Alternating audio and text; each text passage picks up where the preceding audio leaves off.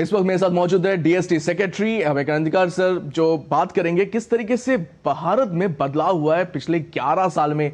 मोदी सरकार के 11 साल R&D के लिए, साइंस एंड टेक्नोलॉजी के लिए एक नया आयाम लेके आए हैं। सर, सबसे पहले तो दूरदर्शन से बात करने के लिए बहुत बहुत शुक्रिया। और हम सबसे पहले आपसे ये जानना चाहेंगे कि ये जो पिछला दशक रहा है, या पहले हम लोग कहते थे कि फॉरेन से लेके आए, विदेश से टेक्नोलॉजी लेके आए, अब कहा जाता है कि इंडिया की टेक्नोलॉजी बाहर लेके जाए। बड़ा बदलाव, सोच में बड़ा बदलाव आया है। सबसे पहले तो नमस्कार।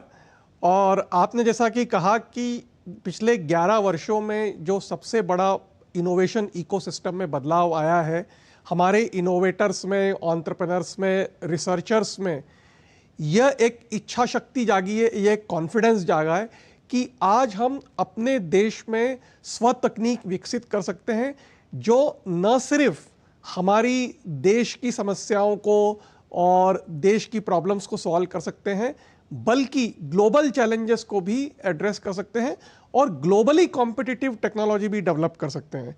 और इस दिशा में आपको एक उदाहरण के तौर पर बनाना चाहूँगा कि जो डिजिटल पब्लिक इंफ्रास्ट्रक्चर हमारा है और digital payment system, unified payment interface की टेक्नोलॉजी जो विकसित की गई और जिसका इतने व्यापक तौर पर जिसका उपयोग डिजिटल ट्रांजैक्शंस में आज हमारे देश में हो रहा है, ये पूरे दुनिया के लिए एक मिसाल की तरह बन गया है। क्योंकि दूसरे किसी भी देश में, चाहे वो विकसित देश अमेरिका हो या कोई दूसरे देश हो, उनमें डिजिटल पेमेंट्स मोबाइल फ़ोन के जरिए इतनी सरलता से नहीं हो रहा है जितना हमारे देश में हो रहा है। और यह सब अभी हाल ही के वर्षों में हुआ है हमारे माननीय प्रधानमंत्री श्री नरेंद्र मोदी जी के नेतृत्व में। सर, आपने डिजिटल पब्लिक इंफ्रास्ट्रक्चर की बात की, आपने बहुत बड़ा एक रोल प्ले किया था 5G में भी, इसके रोल आउट में, उसके पूरे तकनीक में। अब 6G बहुत से जगहों पे आने वाला है, अब बात चल रही है, ये क्या कहाँ पे लेके जा रहा है? क्योंकि अब जो कनेक्टिविटी है वो बहुत अहम हो गई है। जी जी, तो पहले मैं 6G या 5G की बात करूं, मैं आपको ये बताना चाहूँगा कि हमारा देश अभी 4G टेक्नोलॉजी में आत्मनिर्भर हो गया है। आज देश की जो कंपनी है तेजस नेटवर्क्स, जो पहले एक छोटे स्टार्टअप के रूप में शुरू हुई थी, अभी पिछले 10 वर्षों में उन्होंने न सिर्फ 4G की टेक्नोलॉजी विकसित की, लेकिन अभी वो एक बड़ी कंपनी का आकार ले चुकी है। वो अभी टाटा समूह की कंपनी हो गई है। और अब भारत संचार निगम लिमिटेड ने, BSNL ने, अपनी 4G नेटवर्क का जो विस्तारीकरण करने के लिए तेजस के जो 4G बेस स्टेशंस हैं, जो LTE बेस स्टेशंस हैं, उनको अभी पूरे देश में लगा रहे हैं। और तेजस नेटवर्क्स ने ये 4G के जो बेस स्टेशंस हैं, ये दूसरे देशों में भी आयात किए हुए हैं। तो जो देश पहले मोबाइल टेलीफोन बाहर से लाता पूरी था, इंपोर्ट करता था, आज हम 4G की क्षेत्र में पूरी तरीके से आत्मनिर्भर हो गए हैं। अब 5G के क्षेत्र में एक पैन IIT के नेतृत्व में सारी IITs ने मिलकर एक इंडिया 5G स्टैक डेवलप किया था। IIT Madras, IIT Bombay, IIT Hyderabad, centre for excellence in wireless technology, CVIT Chennai, CDOT, CDAC, इन सभी के कोलैबोरेटिव एफर्ट से आज हम 5G टेक्नोलॉजी भी विकसित कर चुके हैं। यह 5G टेक्नोलॉजी, आशा है कि हमारी जो स्टार्टअप से या टाटा ग्रुप की कंपनी तेजस नेटवर्क से, उसको अभी मार्केट में लेकर आएंगी। और हो सकता है कि हम अगले वर्षों में स्वदेशी तकनीक से विकसित किए गई 5G टेक्नोलॉजी का भी डिप्लॉयमेंट एक लार्ज स्केल पर कर सकेंगे। 2 दशक 3 दशक पहले, जैसे मुझे याद है कि हम लोग टेलीफोन्स भी बाहर से मंगवाते थे, और आज ये पूरा स्टैक हम लोग हमारे देश में ही तैयार कर रहे हैं। बिल्कुल बिल्कुल, जैसा कि आपने कहा, आपने कहा कि हम लोग पहले सारी टेक्नोलॉजी को निर्यात करते थे, लेकिन आज हम 4G टेक्नोलॉजी के क्षेत्र में पूरी तरीके से आत्मनिर्भर हो गए। 5G इंडिया स्टैक भी बन चुका है और हो सकता है कि अगले कुछ वर्षों में उसका लार्ज स्केल पर कमर्शियल डिप्लॉयमेंट भी हो। और 6G के क्षेत्र में भी हमने अब अपनी अनुसंधान शुरू कर दी है। स्टैंडर्ड्स के क्षेत्र में भी हम अपना योगदान कर रहे हैं। और पिछले 5 वर्षों में जो हमने एक इकोसिस्टम डेवलप किया है मोबाइल कम्युनिकेशन के क्षेत्र में, हम जल्दी ही जो दुनिया के अग्रणी देश हैं इस तरह की तकनीक विकसित करने में, उनमें शामिल होने का सामर्थ्य रखते हैं। ये आपने बहुत इंटरेस्टिंग चीज़, आपने अनुसंधान की बात की, तो मैं अनुसंधान नेशनल रिसर्च फाउंडेशन की बात जरूर करना चाहूँगा, क्योंकि कोई भी देश, कोई भी विकसित देश, हम लोग टॉप 5 विकसित देश की बात करें तो वो बहुत एम्फेसिस करते हैं कि फाउंडेशन जो रिसर्च है वो बहुत स्ट्रांग रखा जाए, रिसर्च पेपर रखा जाए। तो ये शायद अनुसंधान रिसर्च फाउंडेशन एक मील का पत्थर है इस गवर्नमेंट के लिए। जी सी, अनुसंधान नेशनल रिसर्च फाउंडेशन की परिकल्पना जो है वो हमारी राष्ट्रीय शिक्षा नीति में की गई थी। उसका मुख्य उद्देश्य यह था कि यदि हमें विश्व के अग्रणी देशों में बनना है विज्ञान और प्रौद्योगिकी के क्षेत्र में या अनुसंधान के क्षेत्र में, तो हम ये जो अनुसंधान है हमारे देश के कुछ संस्थानों तक ही सीमित नहीं रख सकते हैं। हमें अपने अनुसंधान को और व्यापक करना पड़ेगा। इसका मतलब हमारी जो स्टेट पब्लिक यूनिवर्सिटीज़ है, हमारे जो सेंट्रल यूनिवर्सिटीज़ हैं, आईआईटीज़ और आईआईएससी के अलावा उन संस्थानों को भी हम जोड़ें, उनके रिसर्चर्स को और शोध छात्रों को भी जोड़ें और हमारे अनुसंधान का स्तर व्यापक करें। एक ये पहला उद्देश्य था। दूसरा उद्देश्य था कि हम जो बेसिक और फंडामेंटल अनुसंधान पर तो काम करें ही, लेकिन उसके अलावा हम ट्रांसलेशनल रिसर्च पर, यानी कि जो रिसर्च हमारे लैब में हो रही है, प्रोटोटाइप स्टेज पर हो रही है, हम उसको कमर्शियल स्केल पर कैसे ले जाए, इस पर ध्यान दें। और तीसरा मुख्य उद्देश्य यह था कि हमारे यहाँ की जो प्रतिभा है उसको उभारना और उस प्रतिभा को शोध के क्षेत्र में विकसित करना। इन 3 प्रमुख उद्देश्यों के साथ यह अनुसंधान नेशनल रिसर्च फाउंडेशन की स्थापना की गई थी। और आप ये समझ सकते हैं कि सरकार इस पर कितना जोर दे रही है, ये इसी से अंदाज लगाया जा सकता है कि ANRF का जो गवर्निंग बोर्ड है वो माननीय प्रधानमंत्री की अध्यक्षता में है। और हालांकि हमारा डिपार्टमेंट इसकी एडमिनिस्ट्रेटिव मिनिस्ट्री है, लेकिन इसका गवर्निंग बोर्ड जो है वो माननीय प्रधानमंत्री उसकी अध्यक्षता करते हैं।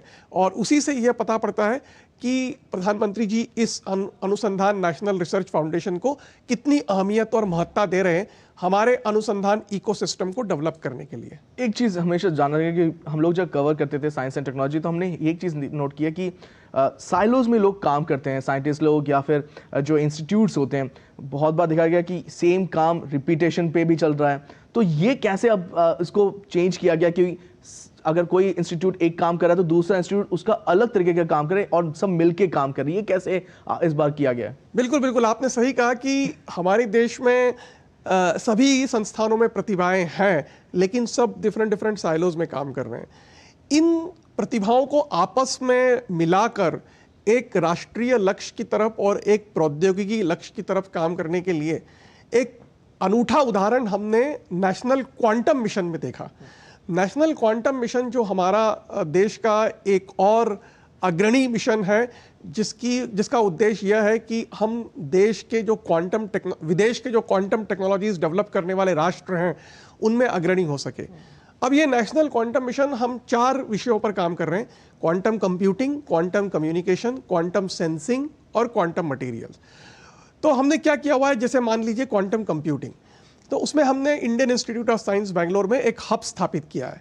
लेकिन सिर्फ IISc बेंगलोर उस पर काम नहीं कर रहा है, हमने उसमें इस हब में 4 टेक्निकल ग्रुप बनाए हैं और उस टेक्निकल ग्रुप में कई सारे संस्थान जुड़े हुए हैं। तो पूरे तौर पर देखें तो हमने इस नेशनल क्वांटम मिशन में हालांकि 4 मेजर हब ही स्थापित किए हुए हैं: IISc Bangalore, IIT Bombay, IIT Madras और IIT दिल्ली में। लेकिन इन 4 हब के साथ 14 टेक्निकल ग्रुप है और कुल मिलाकर 150 से ज़्यादा, मतलब 43 से ज़्यादा संस्थान जुड़े हुए हैं और 150 से ज़्यादा फैकल्टी और साइंटिस्ट जुड़े हुए हैं। 6,000 करोड़ का सर फर्स्ट इनिशियल फंडिंग भी दिया गया, तो इसी वजह से कि जिससे कि आगे बढ़े, क्योंकि हम लोग बहुत सारे मिशन में पहले पीछे रहे थे। बहुत बार देखा गया, जैसे कंप्यूटर्स की बात करें या दूसरी चीज़ों की, तो पीछे रह गए थे। लेकिन क्वांटम में है ऐसा मिशन, क्वांटम मिशन, जो यहाँ पे पूरे विश्व की नज़र अब शायद भारत पे है इस वक्त। जी, इनफैक्ट क्वांटम के क्षेत्र में यदि मैं हमारी देश की क्षमताओं का एक आंकलन करूं तो क्वांटम कम्युनिकेशन और क्वांटम सेंसिंग में हमारा देश अलग अग्रणी बन सकता है। वो क्षमता और वो प्रतिभा हमारे यहाँ है। क्वांटम कंप्यूटिंग के क्षेत्र में हमारे देश में जो है वो क्वांटम एल्गोरिदम के क्षेत्र में भी प्रबल संभावना है, और हम उन संभावनाओं को जो है वो और निखार देना चाहते हैं ताकि हम एक विकसित तरीके से टेक्नोलॉजी का डेवलपमेंट कर सकें। उसके अलावा क्वांटम के क्षेत्र में कई सारी प्रतिभाशाली स्टार्टअप्स भी आगे आई हैं। जैसे क्वांटम कंप्यूटिंग के क्षेत्र में एक स्टार्टअप को department of science and technology ने फंड किया है, जो अभी उन्होंने हाल ही में 25 क्यूबिट का क्वांटम कंप्यूटर बना लिया है, लेकिन हमने अब उनको और क्षमता का 64 क्यूबिट का क्वांटम कंप्यूटर बनाने के लिए प्रेरित कर रहे हैं। QPI उसका नाम है। इसी तरीके से क्यूनू लैब करके क्वांटम कम्युनिकेशन के क्षेत्र में एक अग्रणी कंपनी है। तो कई सारी प्रतिभाएं यंग इनोवेटर्स हैं देश में, जो अभी इस तरह की कटिंग एज क्वांटम कंप्यूटिंग के क्षेत्र में भी स्टार्टअप्स की दुनिया में आए हुए हैं। अच्छा सर, मैं एक चीज़ और जानना चाहूँगा कि आपने बात की क्वांटम की, नेशनल सुपर कंप्यूटर मिशन भी बहुत अहम है। इनफैक्ट हमें लगता है कि शायद ये जल्दी हम लोग इसको अचीव भी कर सकते हैं, और प्रधानमंत्री नरेंद्र मोदी की अगुवाई में बहुत तेज़ी से हर एक इंस्टीट्यूट इस पर काम कर रहा है। जो नेशनल सुपर कंप्यूटिंग मिशन है वो हमारा डिपार्टमेंट और मिनिस्ट्री ऑफ इलेक्ट्रॉनिक्स और इंफॉर्मेशन टेक्नोलॉजी ने साथ मिलकर चलाया था। इस मिशन में एक तो जैसे मैंने 5G और 4G के क्षेत्र में बताया, वैसे ही सुपर कंप्यूटिंग के क्षेत्र में भी हमने अपनी स्वदेशी तकनीक विकसित की। जो MIT का centre for development of advance computing है, उन्होंने रुद्रा सर्वर के माध्यम से, और उनका एक हाई परफॉर्मेंस त्रिनेत्रा कार्ड भी है। ये रुद्रा सर्वर जो है अब हम अपने शैक्षणिक संस्थाओं में लगा रहे हैं, और इस सुपर कंप्यूटिंग का उपयोग जो है हमारे जो रिसर्चर्स है कई सारी एप्लीकेशंस डेवलप करने में यूज़ कर रहे हैं, चाहे वो मौसम विज्ञान के क्षेत्र में हो, या हेल्थ के क्षेत्र में हो, या फिर AR/VR के क्षेत्र में हो। कई तरह की अब हाई परफॉर्मेंस एप्लीकेशंस जो हैं वो डेवलप हो रही हैं। सर, आपने मौसम विज्ञान की बात की, तो ये जाहिर है कि national mission on climate change DST का एक फ्लैगशिप प्रोग्राम है, उस पर भी बात करना बनता है। ये बहुत अहम हो जाता है क्योंकि अलग अलग सेंटर ऑफ एक्सीलेंस भी आप लोग तैयार कर रहे हैं, इसमें बहुत मैसिव R&D भी हो रहा है। जी, हम जो है वो क्लाइमेट मिशन का पार्ट है। मुख्यतः क्लाइमेट मिशन जो है वो भारत सरकार का 1M पर्यावरण मंत्रालय उसको लीड कर रहा है, लेकिन उसका जो R&D कंपोनेंट है उस क्षेत्र में हमने जो है कई शैक्षणिक संस्थानों में सेंटर ऑफ एक्सीलेंस विकसित किए हैं। इनफैक्ट पिछले 10 वर्षों की तुलना यदि हम करें तो उसमें एक बड़ा बदलाव ये आ रहा है कि हमारे इंटरवेंशन से अब क्लाइमेट साइंस जानने वालों के रिसर्चर्स और छात्रों की संख्या में भारी मात्रा में वृद्धि हुई है। क्योंकि कई शैक्षणिक संस्थानों में हमारे वित्तीय सहयोग से और हमारे दूसरे तरीके से नॉलेज पार्टनर की तरफ से अपने यहाँ जो पाठ्यक्रम शुरू किए हैं क्लाइमेट टेक्नोलॉजी के क्षेत्र में, और अभी अब क्लाइमेट साइंस के क्षेत्र में भी जागरूकता बनी है, और हम वो एक कैपेसिटी डेवलप कर रहे हैं जिसका कि उपयोग जो है अब मौसम विज्ञान के क्षेत्र में, एटमॉस्फेरिक साइंस में, अर्थ साइंस के क्षेत्र में आगे होगा। हमारी जो सिस्टर मिनिस्ट्री है पृथ्वी विज्ञान मंत्रालय, मिनिस्ट्री ऑफ अर्थ साइंसेज, उन्होंने अभी हाल ही में मौसम मिशन लॉन्च किया है, जिसके अंतर्गत हम पूरे देश में वेदर स्टेशंस लगा रहे हैं ताकि उसका उपयोग जो है वो accurate climate modelling, accurate weather prediction में हो सके, इस तरह का डेटा कलेक्ट करके। अच्छा सर, ये तो एक बात रही कि बड़ा जो बदलाव है, एक बहुत शानदार एक देखने को मिला पिछले 10 सालों में कि स्टार्टअप का जो पूरा इकोसिस्टम है वो पूरा चेंज हो गया। एक ज़माना था कि इंडिया में स्टार्टअप को लोग कहते थे कि क्या है स्टार्टअप, और आजकल कहते हैं कि क्यों नहीं है स्टार्टअप। तो ये बदलाव कैसे देखते हैं, और DST का बहुत बड़ा रोल रहा है इसमें, क्योंकि उन्होंने पुश किया स्टार्टअप्स को, फंडिंग दी है अलग अलग अपने इंस्टीट्यूट से। तो कैसा रहा ये 10 साल DST के लिए? तो जैसा कि आप जानते हैं कि जब 2016 में माननीय प्रधानमंत्री ने एक आह्वान किया था स्टार्टअप इंडिया, उसके बाद से एक स्टार्टअप इकोसिस्टम पर जोर देना शुरू हुआ और कई तरह के रेगुलेटरी बदलाव भी किए गए। DPIIT हमारे वाणिज्य मंत्रालय द्वारा और कई तरह की फंडिंग स्कीम्स भी शुरू की गई। जैसे DST ने निधि प्रोग्राम के तहत हमारे शैक्षणिक संस्थानों के इंक्यूबेटर्स को वित्तीय सहायता भी उपलब्ध कराई। दूसरे अनेक मंत्रालय ने भी शुरू की, जैसे मिनिस्ट्री ऑफ इलेक्ट्रॉनिक्स और इंफॉर्मेशन टेक्नोलॉजी ने, मिनिस्ट्री ऑफ डिफेंस का IDEX प्रोग्राम है, MIT का टाइड प्रोग्राम शुरू हुआ, डिपार्टमेंट ऑफ बायोटेक्नोलॉजी का जो बायोनेस्ट इंक्यूबेटर प्रोग्राम था, उनका जो बायरैक है, इन सभी जो मंत्रालयों का और होल ऑफ गवर्नमेंट अप्रोच जिसे हम कह सकते हैं, उनके सहयोग से आज हमारे देश में एक बहुत मजबूत स्टार्टअप इकोसिस्टम डेवलप हुआ है। लगभग 1,60,000 स्टार्टअप्स है और ऐसा नहीं है कि ये स्टार्टअप सब कुछ बनकर छोटे मोटे चीज़ें बेच रहे हैं, बल्कि 116 स्टार्टअप्स आज यूनिकॉर्न है। यूनिकॉर्न का मतलब उनका वित्तीय आंकलन जो है वो $1 बिलियन मतलब करीब करीब 10,000 करोड़ के बराबर है। मतलब ये बड़े शक्तिशाली इंडस्ट्री की तरह उभर कर आए हैं। ये सब एक छोटे मोटे स्टार्टअप नहीं रहे हैं। टेक्नोलॉजी के क्षेत्र में DST के जो मिशन है, जैसे साइबर फिजिकल मिशन है, क्वांटम मिशन है, दूसरे हमारे स्कीम्स हैं, जैसे मैंने बताया निधि प्रयास, entrepreneurship in residence, Nidhi seat support scheme, इन सब के तहत हमने जो टेक्नोलॉजी के क्षेत्र के स्टार्टअप्स हैं उनको भी वित्तीय सहायता उपलब्ध कराई है। हमारा जो टेक्नोलॉजी डेवलपमेंट बोर्ड है उसने भी कई टेक्नोलॉजी की स्टार्टअप्स और टेक्नोलॉजी की इंडस्ट्री को सपोर्ट किया है। तो पिछले 10 वर्षों में एक तरह से कहना चाहिए कि एंटरप्रेन्योरियल स्पिरिट हमारी युवाओं में जागी है।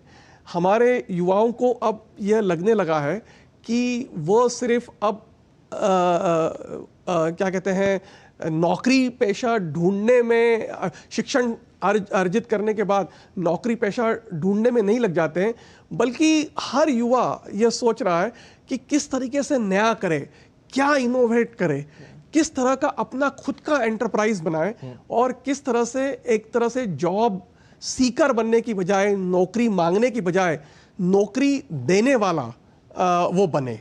तो ये बहुत बड़ा बदलाव हुआ है कि जॉब सीकर की मानसिकता से उभर कर हमारी युवा शक्ति आ रही है और वो जॉब गिवर्स की तरह बनना चाहती है। अब हमारा ये प्रयास रहेगा कि हम उनके जो इच्छा शक्ति है उसको न सिर्फ प्रबल बनाएं, बल्कि उसको और आगे आने में प्रोत्साहित करें। सर, यही वजह है शायद कि आज की डेट में स्टार्टअप में भारत का तीसरा सबसे बड़ा स्टार्टअप इकोसिस्टम है पूरे विश्व में। तो अपने आप में दर्शाता है कि कहां से कहां तक हम पहुंचे। 2014 में शायद 10 भी नहीं थे और आज हम इतनी भारी मात्रा में स्टार्टअप करें। एक दो इंपॉर्टेंट पॉइंट्स मैं पूछना चाहूंगा। इस वक्त तीसरा साइंटिफिक रिसर्च, मैं सिर्फ एक बताऊंगा कि ये स्टार्टअप में न सिर्फ और कंज्यूमर सर्विसेज के स्टार्टअप्स हैं, बल्कि कटिंग एज टेक्नोलॉजी के स्टार्टअप्स भी आ रहे हैं। डीप टेक भी है इसमें। यस, जैसे आपको बताऊं मैं कि स्पेस के क्षेत्र में कुछ वर्षों पर 0 स्टार्टअप्स थी, लेकिन आज 250 से ज्यादा स्टार्टअप्स है जो काफी कटिंग एज टेक्नोलॉजी है। रॉकेट लॉन्चिंग, सैटेलाइट, ये स्काई रूट है, ये सारे उन्होंने नाम किया है। यस, इस तरह की टेक्नोलॉजी पर काम कर रहे हैं जो काफी जटिल है। सिमिलरली क्वांटम के क्षेत्र में भी मैंने बताया। तो ऐसा नहीं है कि अब सिर्फ जो है वो कोई सिंपल सी टेक्नोलॉजी है जो एक छोटी सी लैब में बनाकर स्टार्टअप बन रही है, बल्कि अब बहुत ही जटिल टेक्नोलॉजी लेकर और काफ़ी डीप टेक और कटिंग एज क्षेत्र में भी एक स्टार्टअप इकोसिस्टम अब उभर रहा है। ये बहुत अहम है क्योंकि आज से, जैसे मैंने कहा कि हम लोग जब कवर, आपने तो बहुत सालों से देखा है, हम लोग भी जब करीब 1 दशक के ज़्यादा हम लोगों ने जब कवर किया है तो हमने देखते थे पहले कि डीप टेक पे कोई बात नहीं करता था और आज डीप टेक की ही बात की जा रही है। और इनफैक्ट एरोस्पेस इंजीनियरिंग के ये डीप स्पेस की बात करें, वहाँ पे भी स्टार्टअप्स आगे बढ़ के आ रहे हैं। सर पूछना चाहेंगे आपसे दो तीन चीज़ें हैं, जैसे भारत साइंटिफिक रिसर्च आउटपुट में अभी तीसरे नंबर पे है, पेटेंट्स जो ग्रांट करते हैं उसमें 6 नंबर पे पोजीशन पे है, टॉप 50 नेटवर्क रेडिनेस इंडेक्स में भी है। ये मानसिकता जो बदली है, आपको लगता है प्रधानमंत्री नरेंद्र मोदी का एक बहुत बड़ा हाथ रहा है, जिस तरीके से उन्होंने विजन दिया पूरे भारत को आगे लेके आने के लिए और युवा उनकी बात से आगे आए हैं? जी, तो जैसा कि मैंने पहले भी बताया कि जो एक बड़ा बदलाव जो हमारे देश में हुआ है वो लोगों के कॉन्फिडेंस बढ़ने में हुआ है। जैसे जब इसरो ने चंद्रयान लॉन्च किया, या फिर कोविड की महामारी के समय हमारे देश ने कोविड वैक्सीन डेवलप की, या फिर वेंटिलेटर्स डेवलप किए, इन सब से हमारे युवाओं में, हमारे शोध छात्रों में यह एक विश्वास जागा है कि हमारी सरकार एक अनेबलिंग पॉलिसी फ्रेमवर्क बना रही है, और हमारी सरकार चाहे वो फंडिंग के क्षेत्र में हो, या फिर मार्केट के क्षेत्र में हो, या फिर रेगुलेटरी के क्षेत्र में हो, उन सभी को आसान कर रही है। और आज हमारे देश में टेक्नोलॉजी डेवलप करना संभव है, विश्व स्तरीय टेक्नोलॉजी डेवलप करना। तो यह एक विश्वास और एक कॉन्फिडेंस जागा है। और यह इस संबंध में मैं ये कहना चाहूँगा कि जब माननीय प्रधानमंत्री जी ने यह कहा था कि जय जवान जय विज्ञान, जय जवान जय किसान, जय विज्ञान और जय अनुसंधान का जब नारा दिया, तो यह एक तरह से हमारे युवाओं का कॉन्फिडेंस बढ़ाने के लिए ही था, ताकि हम अपने युवाओं को अनुसंधान के प्रति प्रोत्साहित कर सके और उनमें ये विश्वास जगा सके, जैसा मैंने पहले भी बताया, कि आज वो टेक्नोलॉजी के सिर्फ यूज़र न बने, आज वो सिर्फ मोबाइल फ़ोन और यूपीआई के यूज़र न बने, बल्कि यह सोचे कि इस तरह की टेक्नोलॉजी मैं कैसे डेवलप करूं ताकि आगे आके उसका व्यापक तौर पर उपयोग हो सके। क्योंकि उन्हें अब विश्वास हो रहा है कि मेरे जैसे ही साथी युवा इस तरह की टेक्नोलॉजी डेवलप कर रहे हैं जिनका मैं उपयोग कर रहा हूं, तो क्यों ना मैं स्वयं ऐसी टेक्नोलॉजी डेवलप करूं जिसका उपयोग दूसरे करें। तो यह कॉन्फिडेंस हम पूरे देश में देख रहे हैं, और इसी कॉन्फिडेंस के जरिए हम विकसित भारत के लक्ष्य को अर्जित कर सकते हैं। विकसित भारत का लक्ष्य है 2047 तक भारत को डेवलप बनाना है, और इसमें पूरा का पूरा महकमा लगा हुआ है। सिर्फ गवर्नमेंट नहीं, सब के सब जितने भी लोग हैं उन सब की ये जिम्मेदारी बनती है। बहुत बहुत शुक्रिया प्रोफेसर करंदीकर, आपसे बात करने के लिए। मुझसे ये जो दूरदर्शन के साथ ये जो आपने साझा किया, ये अपनी बात, ये मुझे लगता है कि बहुत से लोगों को ये इंस्पायर करेगा और आगे आए। और अनुसंधान, जैसे आपने कहा, जय अनुसंधान आगे बढ़ने के लिए, विकसित भारत के लिए बहुत अहम है। बहुत बहुत शुक्रिया। धन्यवाद।